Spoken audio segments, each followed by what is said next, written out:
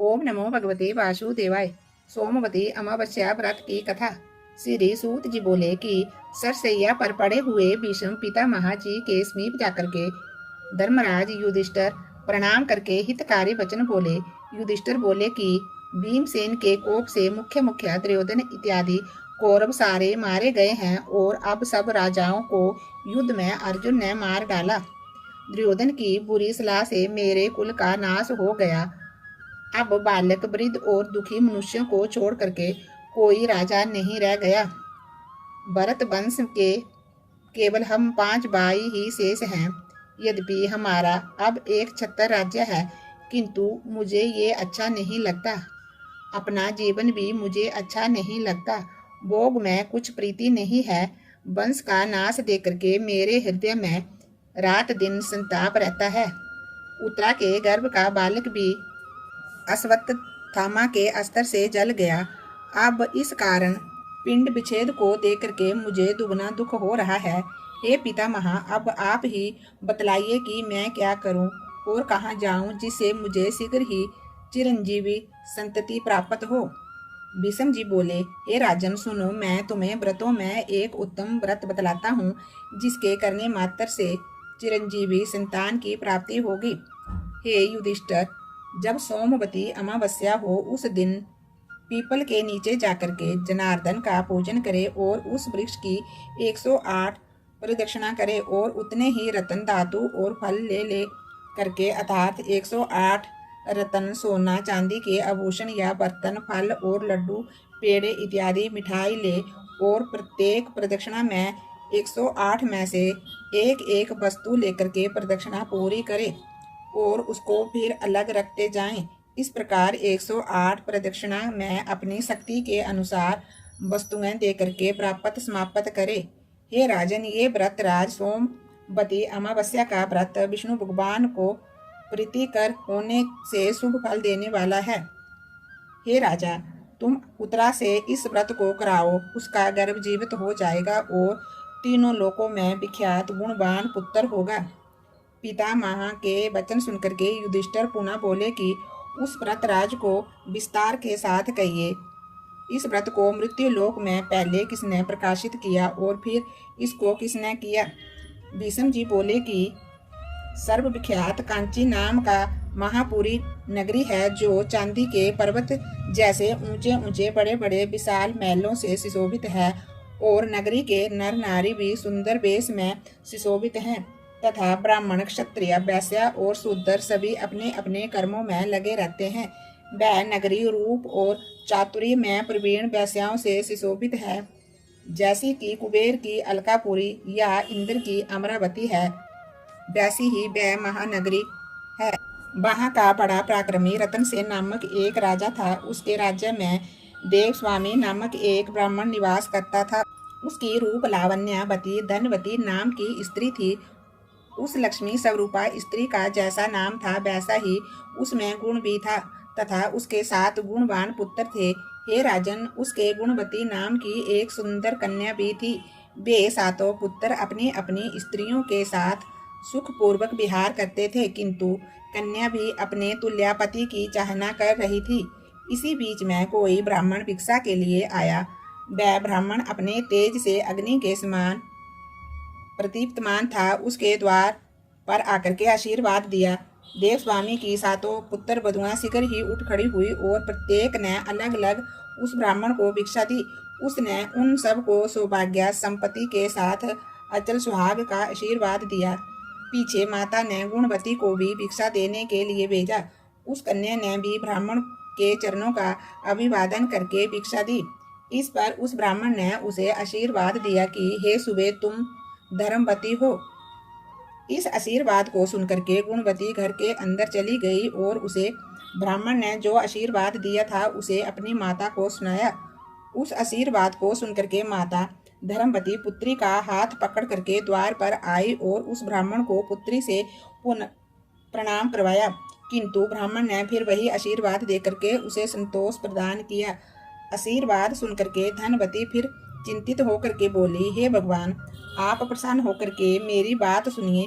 आपने मेरी पुत्र वधुओं को प्रणाम करने पर उन्हें अच्छे अच्छे आशीर्वाद दिए, वे आशीर्वाद अचल सुहाग पुत्र सुख और सौभाग्य को देने वाले थे, किंतु इस पुत्री के प्रणाम करने पर आपने उसे विपरीत आशीर्वाद दिया। हे भद्रे, तू धर्मवती हो, और यही बार बार आशीर्वाद दिया। हे ब्राह्मण जी, इस आशीर्वाद के प्रयोग करने का कारण कहिए। ब्राह्मण बोला, हे धनवती, तू धन्य है, तेरा उत्तम चरित्र भूमंडल में प्रसिद्ध है। मैंने तेरी पुत्री को यथा योग्य ही आशीर्वाद दिया है। ये विवाह के समय सप्तपदी के बीच में ही विधवा हो जाएगी, इसलिए हे सुबे इसे धर्म आचरण ही करना चाहिए। इसी कारण मैंने इसे ये आशीर्वाद दिया कि हे सुबे तू धर्मवती हो। ये सुनकर के धनवती चिंता से व्याकुल हो उठी और बारंबार प्रणाम कर दीन वचनों से बोली, हे ब्राह्मण जी, यदि आप इसका कोई उपाय जानते हैं तो दया करके शीघ्र ही कहिए। ब्राह्मण बोला कि हे सुंदरी, यदि तेरे घर सोमा आ जाएगी तो उसके पूजन मात्र से ही इसका वैधव्य मिट जाएगा। धनवती बोली, आपकी बताई हुई सोमा कौन है, उसकी क्या जाति है और कहाँ रहती है, जिसके आगमन मात्र से ही वैधव्य का नाश हो जाएगा। हे महाभागे, आप उसे कहिए, मैं समय बढ़ाना नहीं चाहती। ब्राह्मण बोला कि वह सोमा जाति की दोबन है, उसका निवास स्थान सिंगल द्वीप में है। यदि वह तेरे घर में आ जाए तो वैधव्य का नाश हो जाएगा। ऐसा कहकर के वह ब्राह्मण दूसरे स्थान पर भिक्षा लेने के लिए चला गया।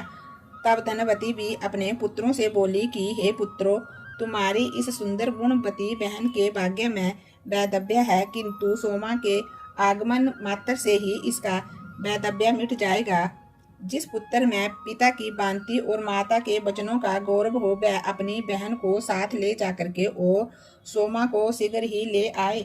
सबसे बड़ा पुत्र बोला, हे माता, हम लोगों को विदित है कि तुम्हारा मन पुत्री के स्नेह में बहुत व्याकुल हो गया है। इसी कारण पुत्रों को दूसरे दुर्गम देश में भेज रही हो, जिसके बीच में 400 कोस के विस्तार का दुस्तर समुद्र है।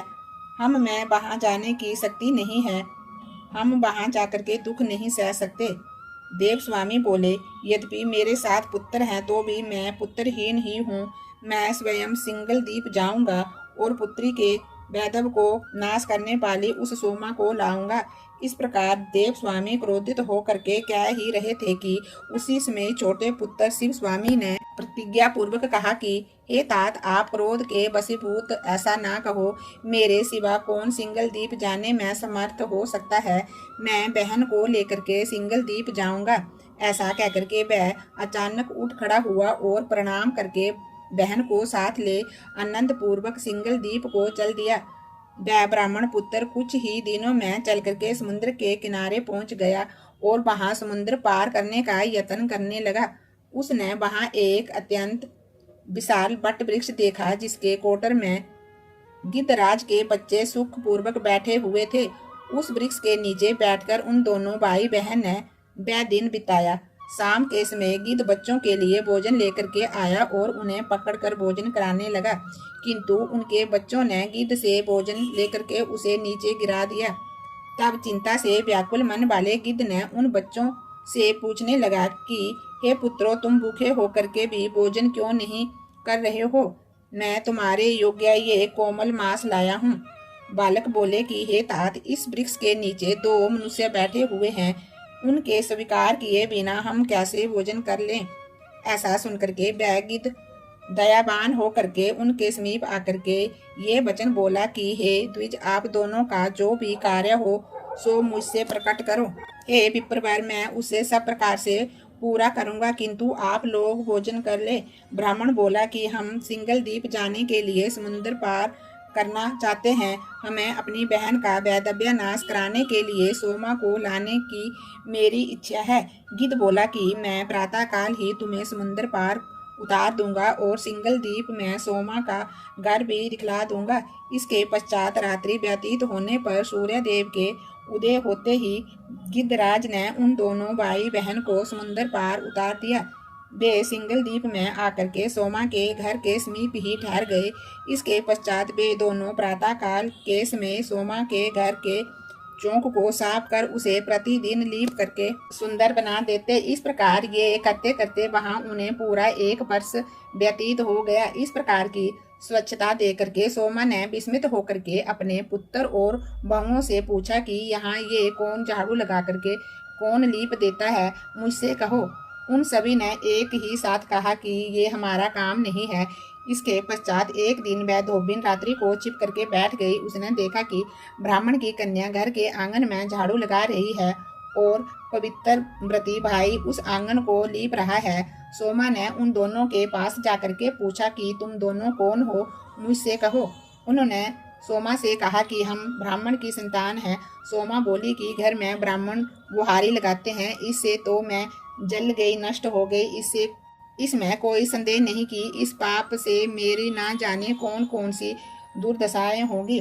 हे द्विज, हम तो हर प्रकार ही से पाप जाति धोबिन विख्यात हैं, फिर तुम ब्राह्मण होकर के ये विपरीत कर्म करने की इच्छा क्यों करते हो।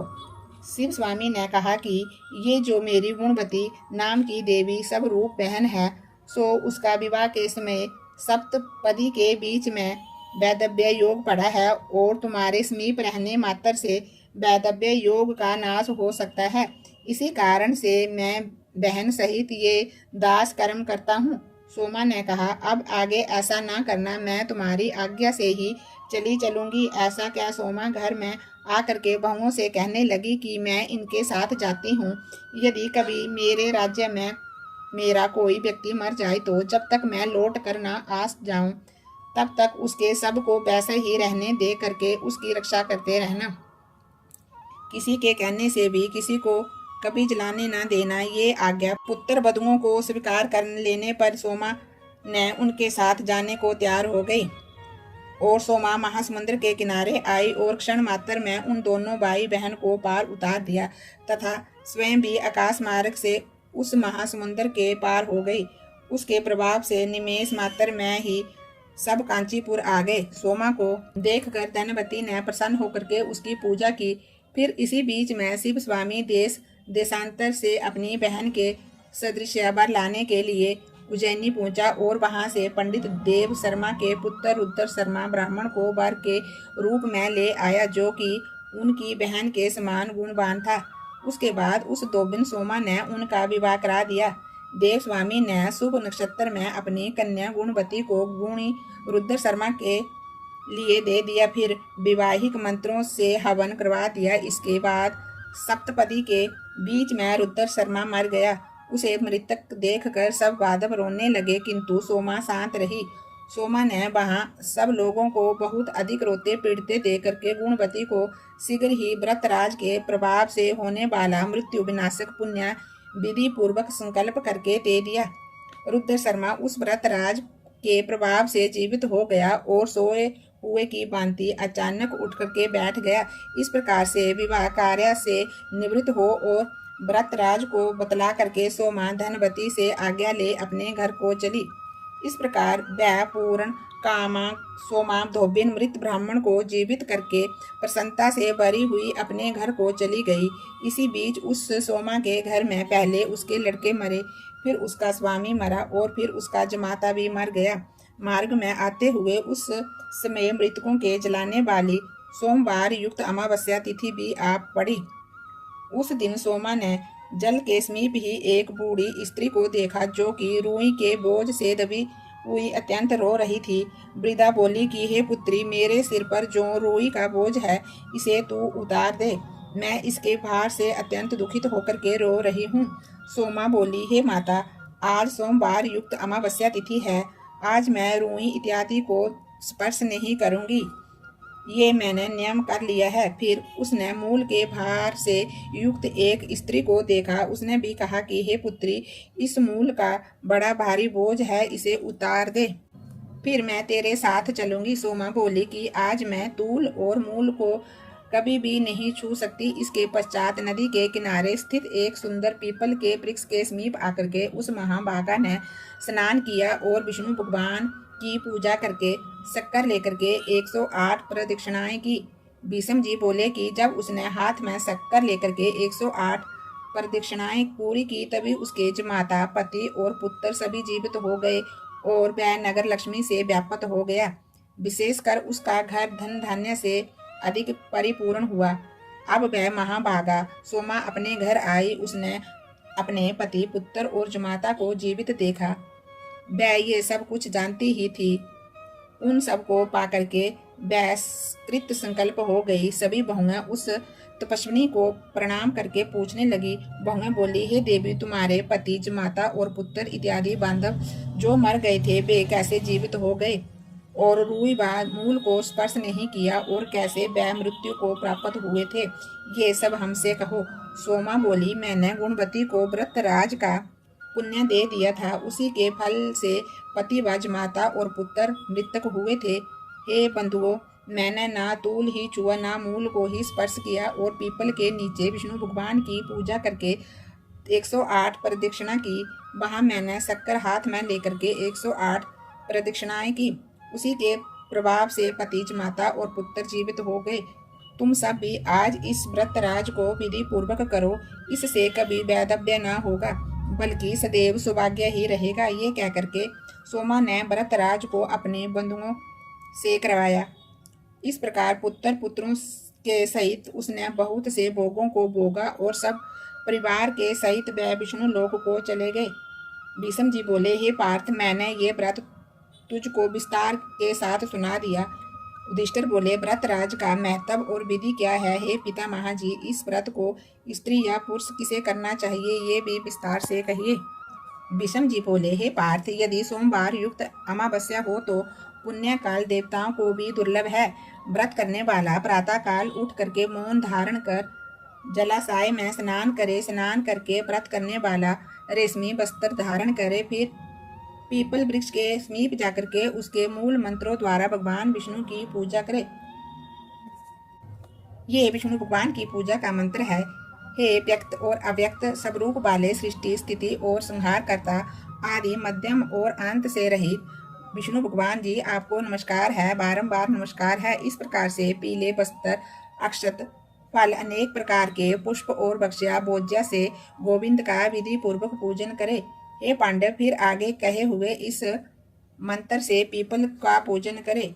ये अश्वत्थ की पूजा का मंत्र है। इस मंत्र का अर्थ है कि हे अग्नि के वास स्थान और गोविंद के सदैव आधारभूत पीपल देवता, मेरे संपूर्ण पापों को हरो। हे वृक्षराज, तुम्हें नमस्कार है। ये प्रदक्षिणा करने का मंत्र है। हे पीपल देवता, तुम मूल में ब्रह्मा रूप हो, मध्य में विष्णु रूप हो और अग्रभाग में शिव रूप हो। तुम्हें बारंबार नमस्कार है। इस प्रकार पूजन विधिवत समाप्त करने के बाद प्रदक्षिणा करें। प्रदक्षिणा 108 करें। इस प्रकार पूजन विधिवत समाप्त करने के पश्चात प्रदक्षिणा करें। मोती, सोना, चांदी, हीरा और मणियों को लेकर के और कांसे के पात्र तथा तांबे के पात्रों में बक्सा खाने योग्य पदार्थ भर करके अलग अलग एक एक पात्र उठा करके पीपल की प्रदक्षिणा करें। जब तक 108 प्रदक्षिणाएं ना हो जाए तब तक प्रदक्षिणाएं करते रहे और फिर वह द्रव्य गुरु अथवा ब्राह्मण को दे दे। इसके पश्चात सोमा की संतुष्टि के लिए सुहागिनी स्त्रियों का पूजन करके ब्राह्मणों को अन्न दान दे। फिर स्वयं मौन होकर के भोजन करे। हे राजन, ये मैंने व्रतराज की विधि तुमसे कही। द्रौपदी, सुभद्रा और उत्तरा से भी इस व्रत को कराओ। उत्तरा के गर्भ का बालक अल्प समय में ही जीवित हो जाएगा। युधिष्ठिर जी बोले, जो स्त्री थोड़ी संपत्ति वाली हो वह बिना स्वर्ण के क्या करे? वह इस व्रतराज का पूर्ण फल कैसे प्राप्त कर सकती है, सो कहिए। भीष्म जी बोले, हे पांडव, फल, फूल, भक्ष्य पदार्थ, लड्डू, पेड़ा इत्यादि और वस्त्र आदि के द्वारा प्रदक्षिणा करने से भी पूर्ण फल प्राप्त होगा। हे राजा, विष्णु भगवान के इस व्रत के प्रभाव को तुमने ध्यान पूर्वक सुना है। पति, पुत्र, धन और बहुत परिवार की इच्छा करने वाली स्त्री को इसे शीघ्र ही करना चाहिए। ये कोई आश्चर्यचकित बात नहीं है। बोलिए विष्णु भगवान की जय। ओम नमो भगवते वासुदेवाय। ओम नमो भगवते वासुदेवाय।